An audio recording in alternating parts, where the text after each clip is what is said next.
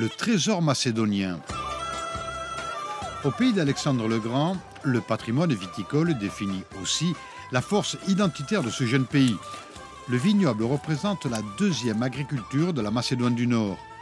Ce pays, classé à la 142e place de par sa superficie, est aujourd'hui le 25e producteur de vin au monde.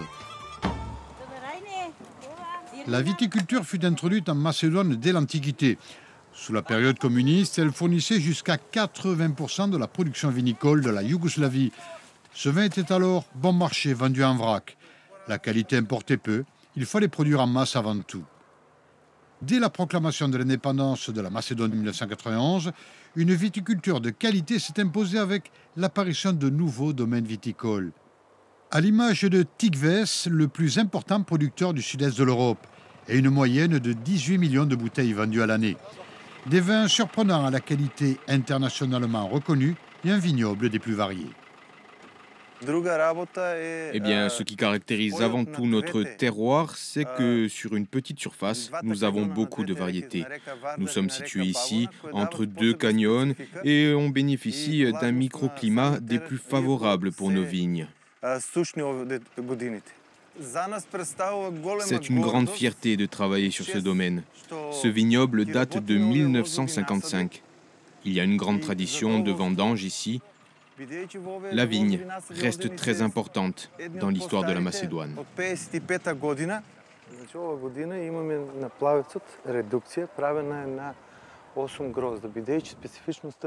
Gos Markov, l'un des responsables de ce vignoble, possède une double origine, alsacien mais également macédonien.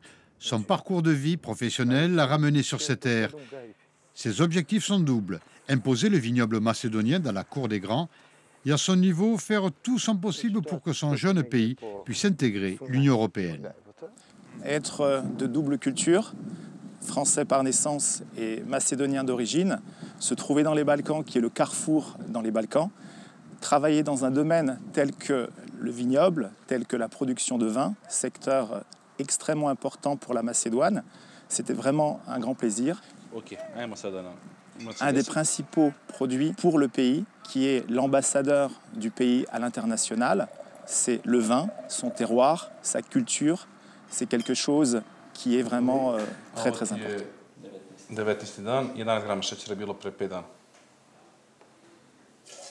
En recrutant parmi les meilleurs experts de l'industrie vinicole, notamment en ce qui concerne l'œnologie, le vin macédonien s'est très vite fait remarquer sur les marchés internationaux.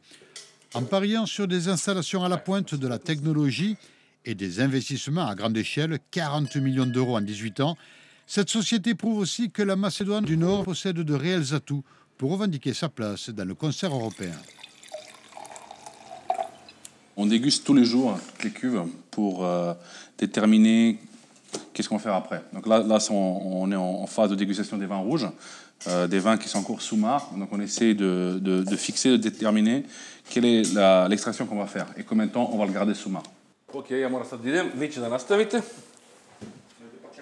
Ne stavite šta, to je to, odradite posao.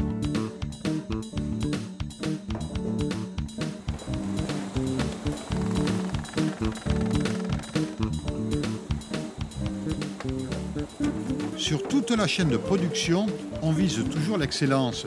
Il s'agit de faire oublier l'image d'un vin macédonien qui, à une époque encore récente, ne tablait que sur la seule production de masse. Aujourd'hui, ce sont les cépages locaux qui sont mis en avant.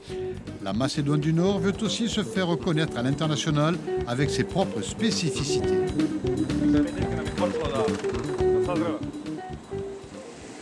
Le but, c'est de faire soit des monocépages, soit un assemblage d'un cépage international avec un cépage autochtone. C'est le but, c'est pour être plus intéressant, pour, on va dire, représenter sur le marché européen quelque chose de différent. Voilà, quelque chose qui est vraiment propre à ce pays.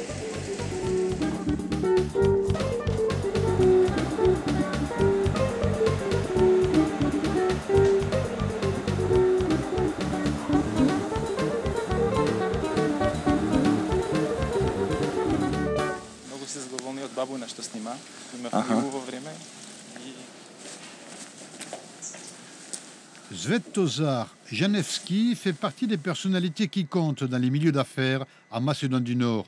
C'est lui qui est à l'origine du renouveau et du succès de ce vignoble.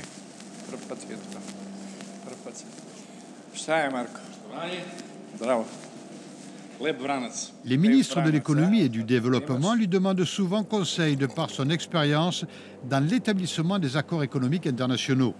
Son credo, investir constamment pour s'affirmer sur les marchés d'exportation.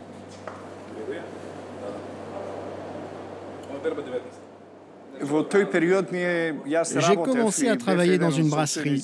À cette époque-là, je connaissais déjà le système des circuits de distribution et les marchés. Au départ, ce fut un grand défi de promouvoir notre vin, un produit que mes parents et mes grands-parents avaient cultivé. Nous avons de suite pensé au marché de l'export en pariant sur l'excellence.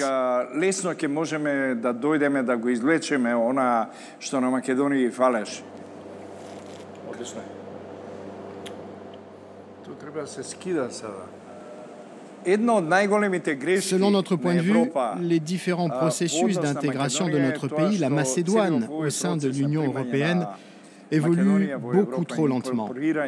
On subit tous les jours les conséquences de leur lenteur administrative et politique. Notre pays a besoin de l'Europe pour évoluer. Nous sommes déjà présents un peu partout en Europe. On vient d'ailleurs de racheter un château et son vignoble dans le sud de la France. Nous souhaitons ainsi nous promouvoir dans le monde. C'est là où se situe notre avenir. D'ailleurs, on exporte déjà dans plus de 30 pays. Car l'avantage pour nous d'intégrer le marché européen, au-delà de renforcer notre économie, c'est aussi d'avoir accès à d'autres savoir-faire, d'autres connaissances, notamment pour ce qui est des techniques de marketing.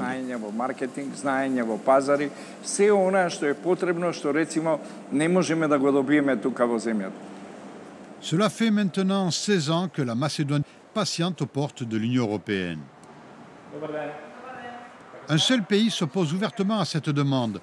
Il s'agit de la Bulgarie qui n'envisage pas la levée de son veto.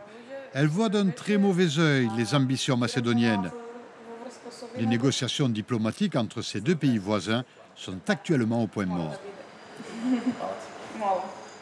Nous sommes conscients que nous sommes un petit pays, donc nous sommes en dessous du radar, vu des grandes capitales. Nous, ce que nous aimerions, c'est être là où est notre place. Nous souhaitons faire partie de l'Union européenne. Il y a, depuis plus de 3 décennies, donc depuis l'indépendance de la Macédoine, une forte volonté de la population d'adhérer à l'Union européenne. C'est clair que le chemin et la voie européenne est l'unique option pour la population. Nous tardons un petit peu, donc le temps commence un petit peu à faire long. On espère que, aussitôt que possible, nous aurons l'opportunité vraiment d'aller de l'avant. La Macédoine est un petit pays qui se trouve dans les Balkans, donc c'est le croisement des différentes générations, comme nous l'avons déjà évoqué. Mais cette mixité de culture, de tradition, d'origine et de savoir-faire, c'est également un des atouts de l'Union européenne. Donc, étant donné que nous sommes dans les Balkans, mais nous sommes également en Europe, pourquoi ne pas marier les deux ensemble et tracer notre avenir dans la continuité?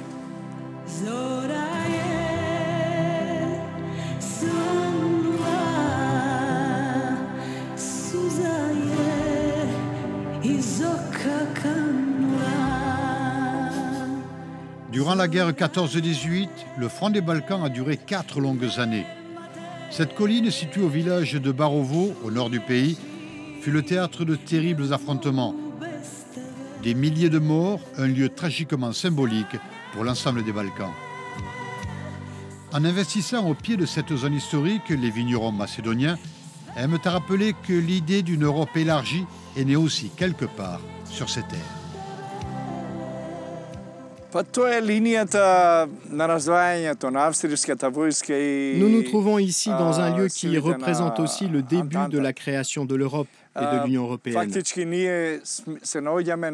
Cette ligne de crête, au fond, fut le théâtre d'une guerre terrible en 14-18, entre les troupes alliées, avec beaucoup de soldats français, et celles de l'Allemagne, de l'Autriche et de la Hongrie notamment. C'est le plus grand cimetière issu du front des Balkans pendant la guerre 14-18. La victoire des Alliés, c'est aussi le début de l'idée européenne. Et quelque part, c'est ici que tout a finalement commencé.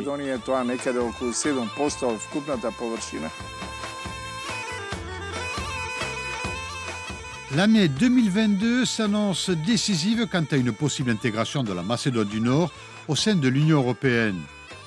La réussite internationale du vignoble Tikves et au-delà, la volonté affichée de tout un peuple de se joindre au concert européen représente assurément les meilleurs atouts pour défendre ce grand projet.